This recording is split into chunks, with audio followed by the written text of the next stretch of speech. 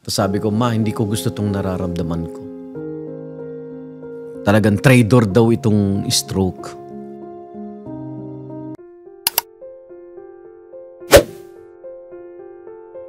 What's your story?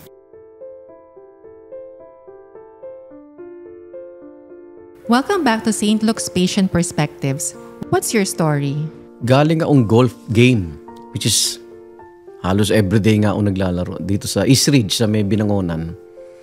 So medyo late na kaming natapos dahil slow pace eh. May part dun ang tawag mahabang parang. So in the middle of ng pagdadrive, naku, lumamig to. So akala ko ngalay lang eh. So inanap ko yung brake. Naku, tumagos na yung paa ko. Hindi ko na siya matapakan. So tinry ko siya natapakan just to slow down lang. Hanggang sa yung lagi kong pinupuntahan na gasoline station, stop muna ako para ma-assess ko yung sarili ko.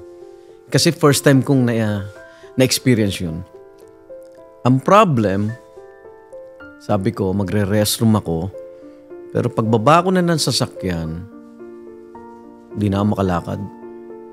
Pati pala to, manhid na, hindi ko na maramdaman yung sahig.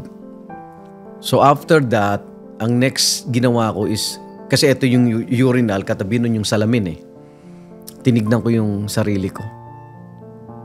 Baka may nabago sa mukha ko, mata ko kumaga, wala eh. Sabi ko, uy, okay. Ang problem ko uli, yung pabalik ng sasakyan.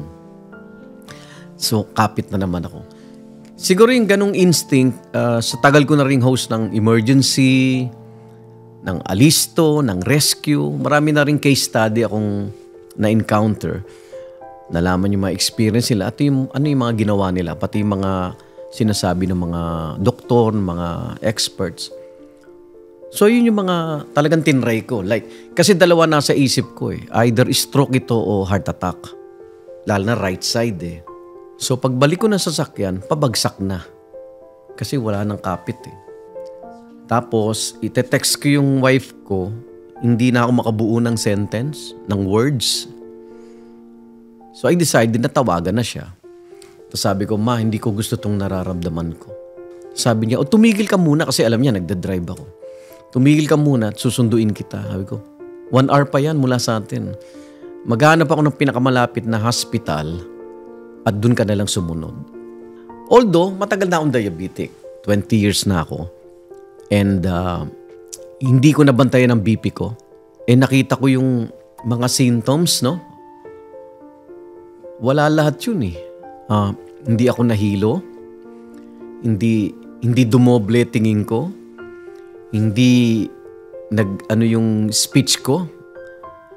Hindi na-distort ang mukha ko. So, pag pinagsama-sama ko yun, talagang i-rule out ko na hindi to stroke. So, sabi ng doktor na nasa ER, Sir, CCT scan po namin kayo. I go, okay. Para saan yun? Para malaman po natin anong nagkokos ng numbness ng right side ng body niyo. Okay. Pinakita niya sa akin yung film ng CT scan. Tapos tinuro niya agad yung may white spot. Sabi niya, Sir, may abnormality po. Tignan niyo, ito yung left side ng brain niyo. Ito yung sa right. Wala pong puti sa right, nasa left po. Kaya ko, ano yan? May bleeding po kayo sa utak. May hemorrhage po kayo. Nagkaroon po kayo ng hemorrhagic stroke. Next na tanong ko is, kaya pa ba yan? Opo. We need lang po na ma-observe kayo sa ICU. Pagdating naman dito, dahil pasok pa ako sa critical period, dumating agad yung brain attack team. Yung doktor na nandun, tinignan niya agad yung dala naming CT scan. Tapos may kumukuha na ng dugo ko dito, 2 yun. Meron nang nasa may paa ko. Hindi ako nagtagal sa ER. They decided na iakyat na ako sa ASU kung saan isolated ako, mas maobserbahan ako, mas mache-check up siguro ako. In-advise ako na mag-stay ako dun for 3 days na obserbahan. So, ganun siya kabilis. It was a humbling experience sa akin yung nasa ASU ka dahil, syempre, noong mga time na yun, di ba? Parang naghihintay ka pa rin ng update sa situation mo.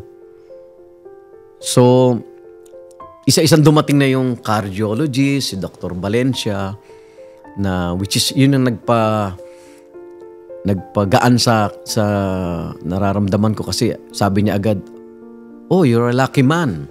You are out of danger." So, syempre, paanong out of danger, di ba? So, piniliwanag niya sa akin na yung nagdugo yung thalamus area na left, kaya apektado yung right. At kumbaga sa puno, ang na-burn yung mga damo, hindi yung main branches. So sabi niya, slight bleeding, pero obserbahan ka kasi baka kumalat. Tapos ang brain pa lang natin meron self-healing. Dami ko natutunan dito na pag hindi naman siya critical, nagiging waste na siya, iihi mo lang siya, yung blood doon. So piniliwanag niya kung ano nag-cause nun. Sabi niya, siyempre mataas na blood pressure. At the same time, yung diabetes ko. At yung lack of sleep. Kasi alam niya yung schedule ko So sabi niya, it's not diet, it's not exercise, pero it's aging. 59 na ako sa November. Schedule ko during my younger years, mukhang hindi na nag-a-adapt yung body mo. So, kumbaga, listen to your bodies, no? It's not yung parang yung, if you feel okay, hindi pala okay. So yung sinasabing mas ligtas ang madalas is about yung kaya hindi ka pa hypertensive, baka nasa lahi nyo, mas at least alam mo na ngayon at ito yung ikakalat ko talaga na hindi okay yung wala kang nararamdaman, ligtas ka na. Talagang papasalamat ako sa yung first responder dahil mahalaga talaga yung bawat segundo ron Ayun, di ba? Meron akong program ang lagi ko sinasabi. Mahalaga ang segundo, ganyan-ganyan, sa kaligtasan, ganyan-ganyan. And na-experience ko talaga yung every second counts. Sabi ni Dr. Magpantay, 6 sessions yung rehab. Siyempre, may mga naging bagong kaibigan tayo, physical therapist, occupational therapist, kasi hindi lang naman yung balance, lakad, pati yung yung mga sensor mo dito. Kasi ang explanation sa akin nung nagka-stroke, nagkaroon ng bleeding, yung brain mo dito sa thalamus area, nawalan siya ng communication sa mga maliliit mong ugat dito. So kaya hindi mo siya magamit, hindi nagre-respond. So kinakailangan sila uling mag-coordinate. So parang bagong silang ka. O parang bata ka na ibabalik uli ng brain tsaka yung veins yung communication nila. So nandun ako sa ganung process. Yung pag-alalay nila doon sa rehabilitation center is maayos naman sila na actually sa kwarto pa lang hindi pa ako nakakarating ng rehab. Umakyat na yung mga PT tsaka OT sa akin So at least alam ko na yung mga exercises, mga malilit lang naman. Ang very doon na challenge yung hindi ako pinapahawak sa railings Kasi yung kailangan ibalik sa akin yung balance ko So talagang minsan bumabagsak ako, kailangan humawak. Pero yung makita mo yung patience nila, tapos every time na babalik ako, may konting na-upgrade siya. So yung huling-huli ko is may hawak na akong parang dumbbell, ganyan. Para may nilagay na dito sa may legs ko para may konting stress na pressure din, madagdagan. So natapos yung 6 sessions na nakaka-miss talaga.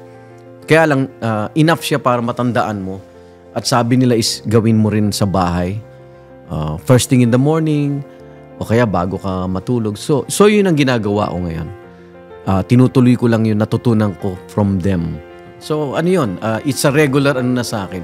Dati kasi pag may nakita akong mga exercises, sabi ko gagawin ko Pero nakahiga lang ako. Hanggang sa makatulog na ako. Pero ngayon parang inspired ka na para makabalik ka agad sa work mo or maibalik ng normal yung sarili mo. is maging religiously, gawin mo siya. Kailangan kasi yung blood flow mo is tuloy-tuloy, makaakyat yung oxygen sa utak mo. Kasi ang winarningan talaga nila ako is yung second attack. Kasi na-stroke ka na eh. So yung possibility or probability of second attack, nandyan na siya. So kailangan ma-maintain mo mababa ang sugar mo at normal ang BP mo. So yun lang ang talagang nasa isip ko. Nagbago talaga ako ng eating habit ko during pandemic and after pandemic. Kaya nag-lose ako ng 40 pounds eh. Tapos ang wife ko is vegetarian, so nakakasabay ako yung kinakain niyang gulay. Kaya lang ngayon, yung cook namin, nakausap yung nutritionist dito sa St. Luke's. Hanggang ngayon, ganun ang diet ko, and pag-check ko mga after 2 hours, maganda naman yung reaction. Kaya talagang sabi nga ni Dr. Dairit, small frequent meal. Dati kasi nag-skip ako. Hindi naman ako nag-IF. Pero ang naging policy ko is pag hindi ako gutom, hindi ako kakain. Kaya that day na inatake ako, hindi ako nag-lunch and dinner. Kaya hindi ko rin alam bakit nag-react ang body mo ng ganun. Kasi hindi ka nga nag-check.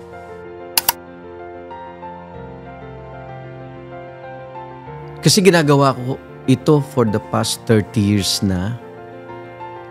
More than 30 years actually. Na-enjoy ko yung me time ko. Yung nakukumpleto yung tulog ko. Nakaka-rest ako unlike dati. So yung excitement kong makabalik is nandun kasi kailangan ko rin kumita to support itong bagong medical needs ko di ba? Pero yung naramdaman kong darating sa time mo na kailangang ipahinga mo rin ang katawan mo, ito yung naging discipline ko ngayon is to make time para makapag-rest, maka-recharge, and enough sleep dahil may mga kailangang adjustment. So yung body mo mag-cope sa needs niya at least matagal-tagal kung may balik man ito, sana wala na, pero at least lumaban na yung katawan mo. Kayang-kaya mo ng harapin yung mga health problems mo. Kasi yun talaga nakita ng ating mga doktor sa St. Luke's, yung lack of sleep. I've been doing this 20 years na ako. Ang tulog ko lang 3 or 4 hours. 20 years. Boom! Parang realization mo. Oo nga, hindi na pala ako bata.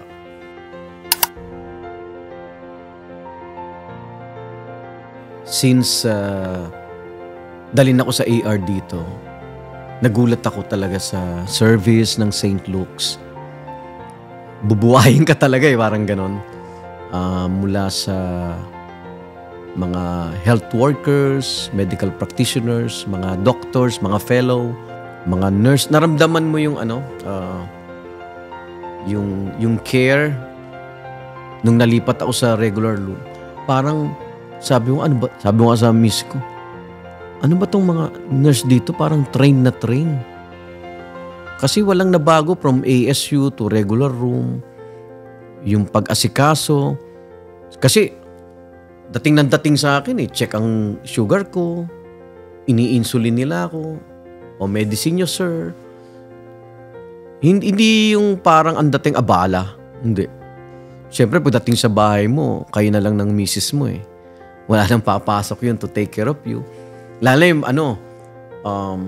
hinilamusan na ako kasi kailangan mong linisan na muna. Naku, nakatingala na lang ako.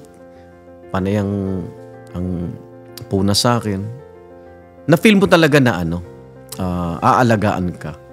Which is, sabi ko kay Ina, grabe yung St. Luke's. Sabi ko, ba't gano'n? Parang ang ganda naman nung reaction nila. Tas may nagsasabi, hindi, kasi kilala ka. Ay ko, hindi. Kasi dati, pag nagpapa-executive check-up ako dito, tatawag ako sa corporate, may i-assign sa aking officer. Talaga yung susundo sa akin, dadalhin ako sa wellness, nyo. Hindi siya aalis hangga't di kami tapos. Eto, emergency. Wala akong natawagan. May isang madalas umakyat sa amin. Ma'am, ito na po billing nyo. Ako na po bababa. Nandun lang kami sa kwarto. Hindi na siya pinahirapan. Ito na po babayaran nyo. Ako pong kahit nung last day, kahit nung nag-wheelchair na ako papunta dun sa holding area, pati mga gwardiya nyo, nakakatuwa.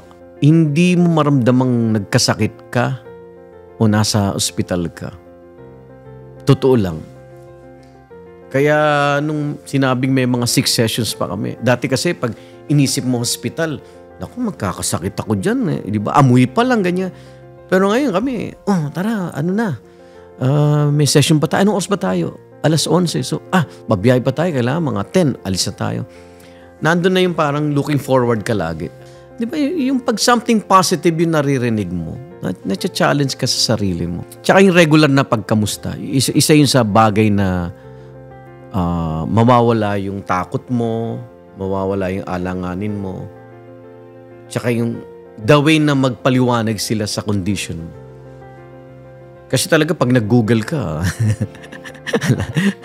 nung sinabi ko nga kay Dr. Reyes, yung isang fellow, akala ko nga 2 days to live ako. Anong 2 days to live? Saan man ba? Google. Yung pala may measurement sila. Sir, eto. May sarili kami. Eto, nangyari sa inyo. Tapos pinakita niya sa akin, nakalagay dun, 0% fatality. Ayan o.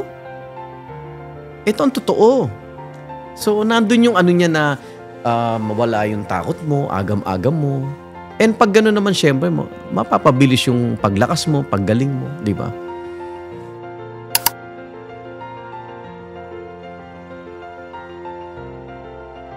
So, ang advice ko talaga, wag mo nang patagalin. Di ba? Parang literal na hinahabol ka ni kamatayan. Wag mo nang hayaang mahabol ka. Lahat ng kausap mo ngayon, laging, ang ending ko, check your BP. O kaya, listen to your bodies. Hindi pwedeng magpabaya. Kunyari, nangyari sa akin to sa'yo, hindi. Wag mo nang abangan na, o hintayin pa na mangyari din sa'yo. So, hindi dapat listen to your bodies lang. Kausapin mo na katawan mo. Talagang yung pagandaan natin, yung aging. Akala natin forever tayong malakas. So, mababago yung mga pananaw mo, pati yung pag-care mo sa ibang tao. Kasi ayaw mo mangyari sa kanila yung nangyari sa'yo.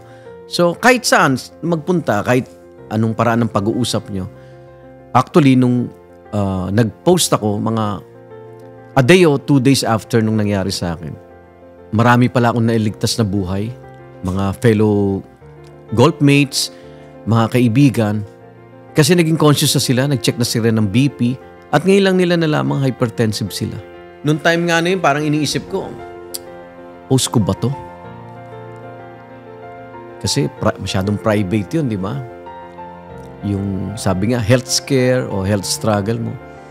Pero sabi ko, baka ito na yung mission ko, no?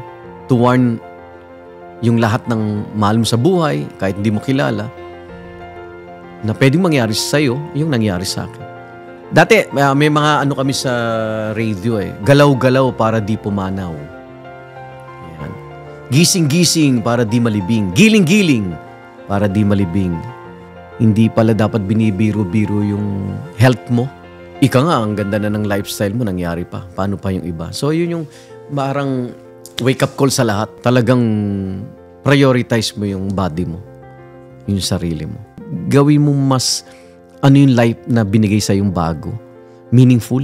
Pwede ka ng inspirasyon ng iba. So, gawin mo na. Parang service mo na sa lahat yun.